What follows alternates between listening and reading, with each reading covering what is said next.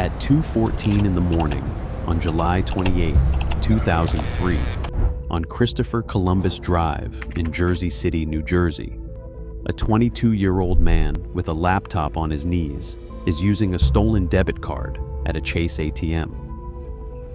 3 burner phones are lined up on the passenger seat. A paper cup of cold coffee sits on the dashboard. The card belongs to a stranger. The PIN comes from a restaurant database stolen 2 weeks earlier. He has done this hundreds of times. Tonight he will do it 19 more. He does not see the unmarked car parked 4 spaces behind him. Inside that car, a Secret Service detective is watching through a directional camera. 11 nights on this corner. He knows the man's screen name. He does not yet know that the man on the laptop is one of the most important figures in the global underground market for stolen card data. His name is Albert Gonzalez. In 90 seconds, he will be face down on the asphalt. In 9 months, he will be working for the United States government. This is the story of a single American hacker who for 5 consecutive years drew a federal salary as a confidential informant for the United States Secret Service while running, in parallel, the largest credit card theft operation in the history of the country. We are going to follow him from a middle-class house in Miami to a paid desk inside the Secret Service field office, into the back parking lots of suburban Marshalls and TJ Maxx stores in 2005 and 2006, into the corporate servers of Heartland Payment Systems in 2007, and into a luxury suite at the National Hotel on Miami Beach in May of 2008, when the government finally understood what their best informant had been doing with their money. It is the story of how one agency built a case against itself without knowing it, of how the architecture of digital trust collapsed twice in the same decade, and of how an operation the hacker himself called Get Rich or Die Tryin' stole roughly 180 million payment card numbers under the protection of the agency that was paying him to catch other hackers. It is the story of what happens when the watchman is the thief. Miami, Florida, 1991. Albert Gonzalez is 10 years old. His parents are Cuban immigrants. His father drives a landscaping truck. His mother cleans houses. They buy him a desktop computer for his birthday because his grades are good, and because they believe, as many immigrant families did in 1991, that a computer in the bedroom of a smart child is a passport. By 12, he is writing code. By 14, he is changing grades in the South Miami School District database. Not his own, but his classmates. $20 for a letter grade, $50 for a transcript. The teachers suspect cheating. They check the answer keys. They do not check the network. By 16, he is on the dial-up bulletin boards. He picks a handle from a Seinfeld episode, the one where a deli owner decides arbitrarily who gets soup and who does not. The handle is Soup Nazi. He likes the metaphor. He decides who gets in. By 1999, the American consumer economy has begun moving its credit card data onto the internet. Every transaction is now a database row. Every database row is a target. The infrastructure of trust has been built before anyone has figured out how to defend it. Soup Nazi has figured out how to defend it. He has also figured out how to take it apart. By 2001, he is one of the moderators of a website called shadowcrew.com, a structured marketplace for stolen identities, with escrow, seller reviews, dispute resolution, and 4,000 registered users in 24 countries. The Secret Service has been watching it for 18 months. They are gathering names. In July of 2003, they make their move. Federal Building, Newark, New Jersey. 9:47 in the morning on July 30th. 2003. A small interview room, fluorescent ceiling tile, a bolted metal table.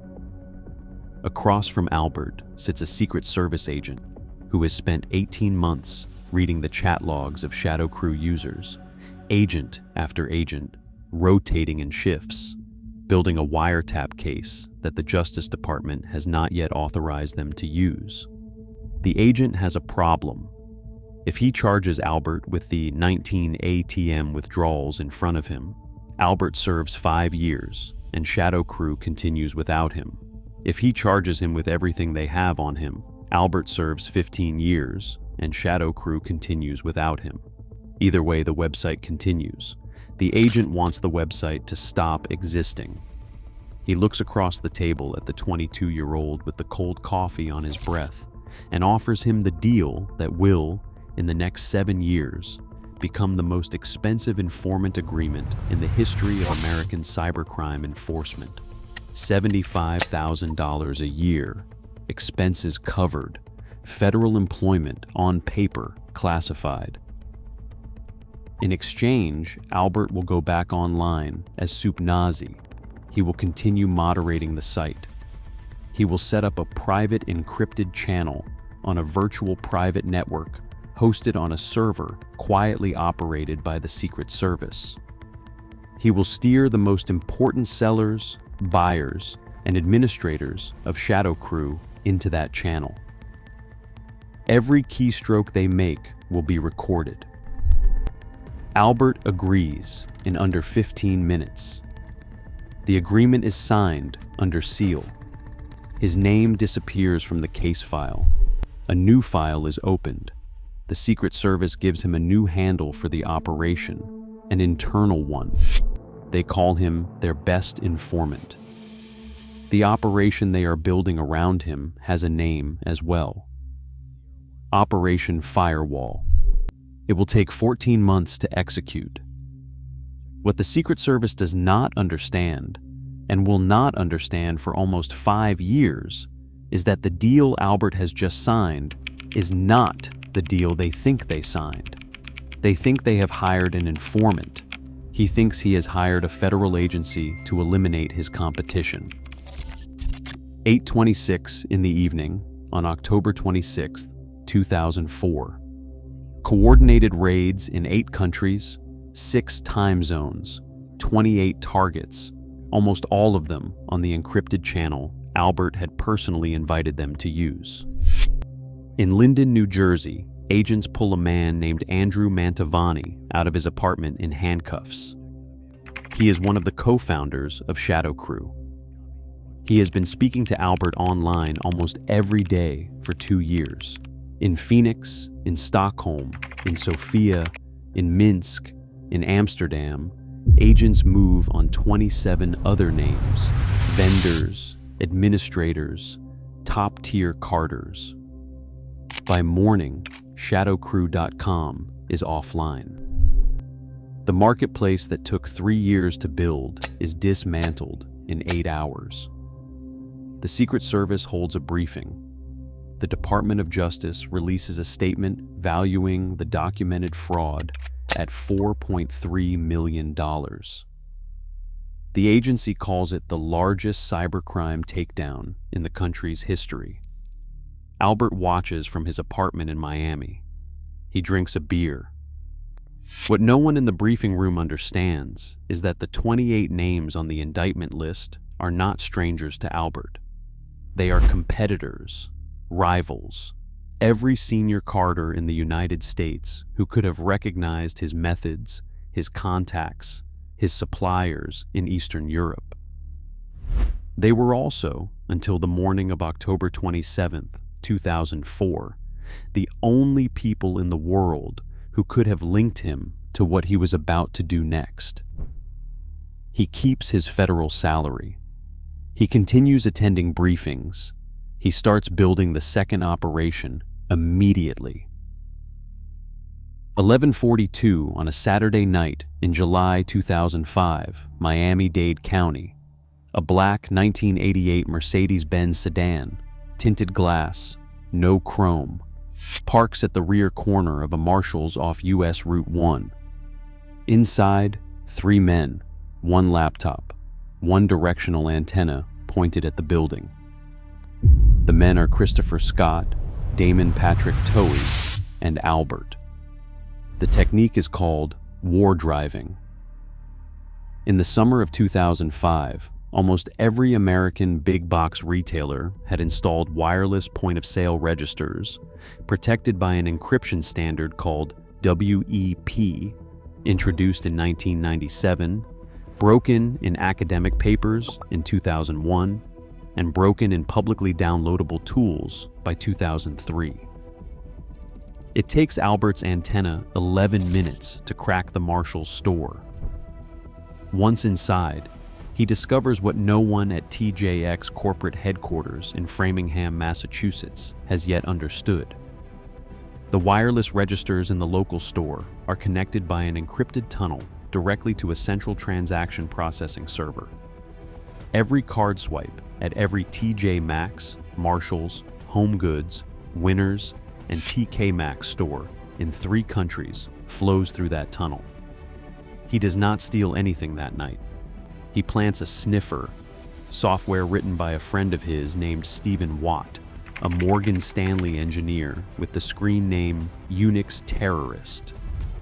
The tool is called Blah Blah.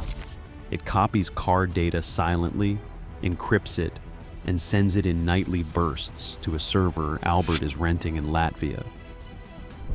The sniffer at TJX runs without interruption for 18 months.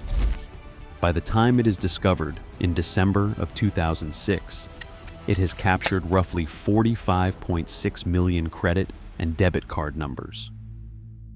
Albert is still drawing his federal salary. He is also, in Miami Beach, beginning to attract attention for the way he spends it. Somewhere between TJX going dark in December of 2006 and Heartland going dark a year later, Albert begins to spend in a way that a sensibly paid federal informant should not be able to spend. A suite at the National Hotel on Miami Beach, cash. A Tiffany ring for his girlfriend, a BMW, a Rolex. He considers, briefly, buying a nightclub. In May of 2007, he throws himself a birthday party. The total cost, by his own accounting, is $75,000. It is exactly his annual salary from the Secret Service. It is impossible to know whether the number was deliberate. It sits, however, in every later accounting of the case. 1 year of federal income vaporized in a single weekend at South Beach, while the federal payroll continued to deposit the next year on schedule. His handlers, at this point, are not auditing his bank accounts. They are reading his reports. The reports arrive on time. The names are useful: small-time carders, disposable contacts, rivals he has decided to discard. The agency makes arrests.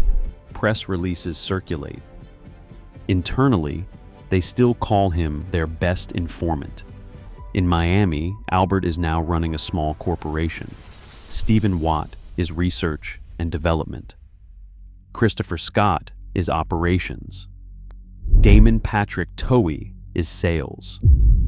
International distribution belongs to a Ukrainian broker known online as Maxim Yastremski of Kharkov, who is buying stolen card data in 7-figure batches and reselling it across Eastern Europe and Asia. By the summer of 2007, Albert has decided that the retail stores are not enough. He has decided to go after the layer underneath them. Princeton, New Jersey, Heartland Payment Systems.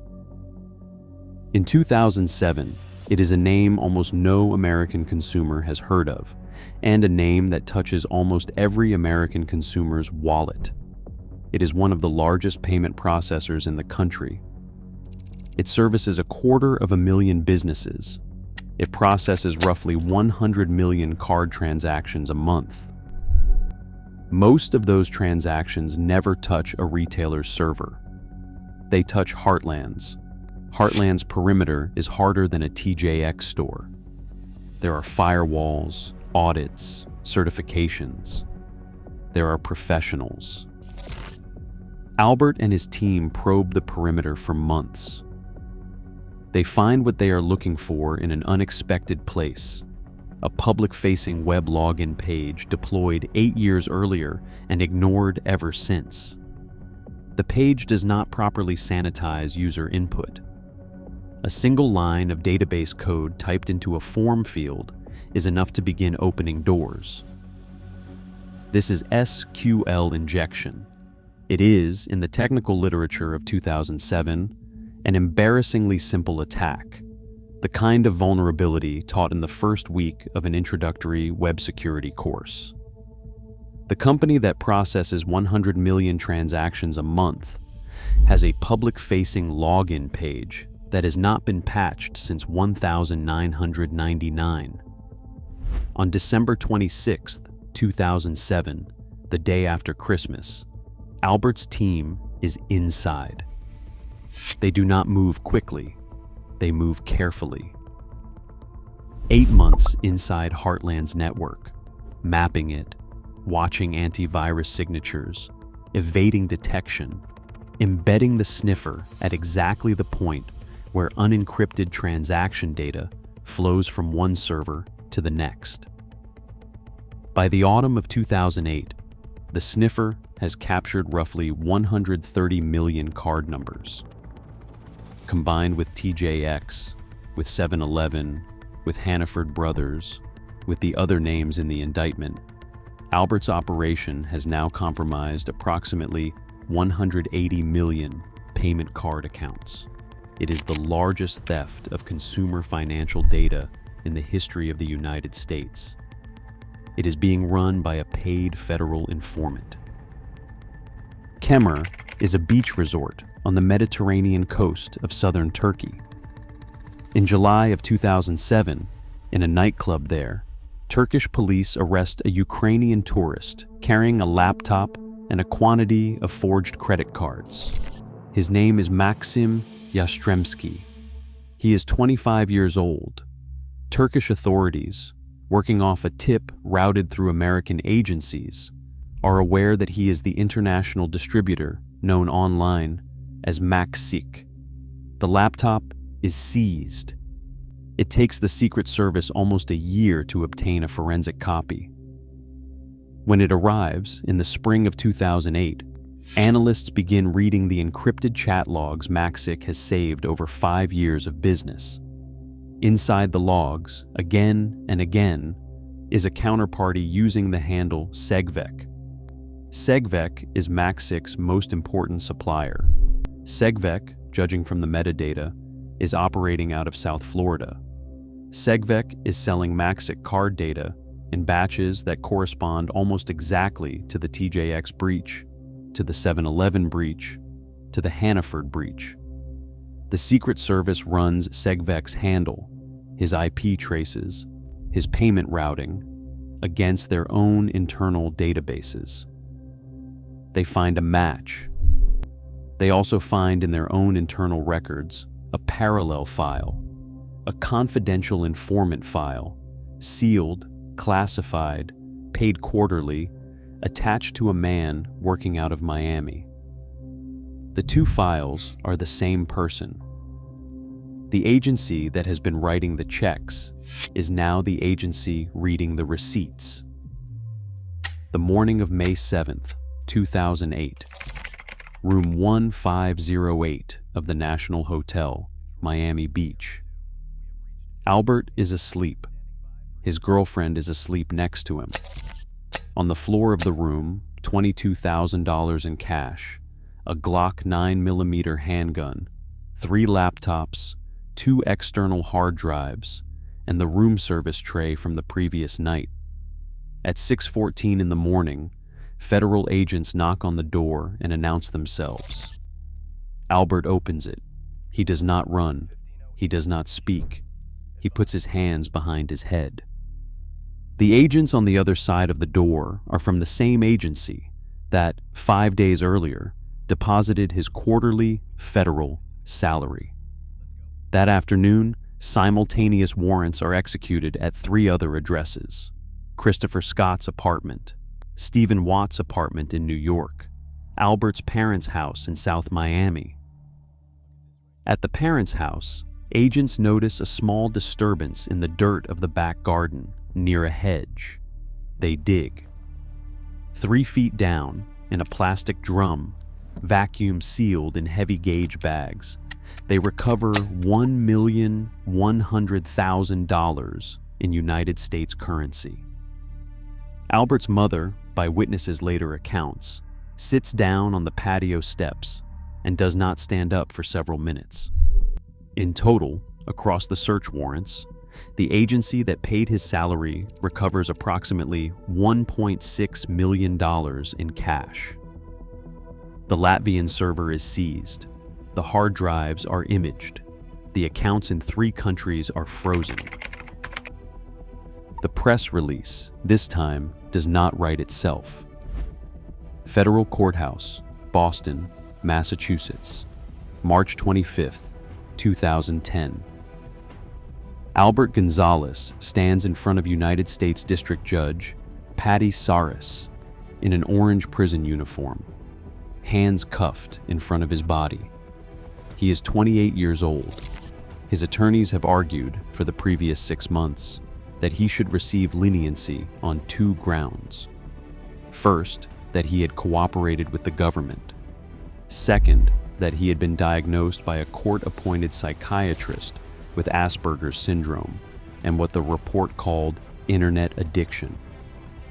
Judge Saris reads the report. She has already received, from the prosecution, a separate memorandum laying out the timeline of Albert's cooperation against the timeline of his crimes. The 2 timelines overlap completely.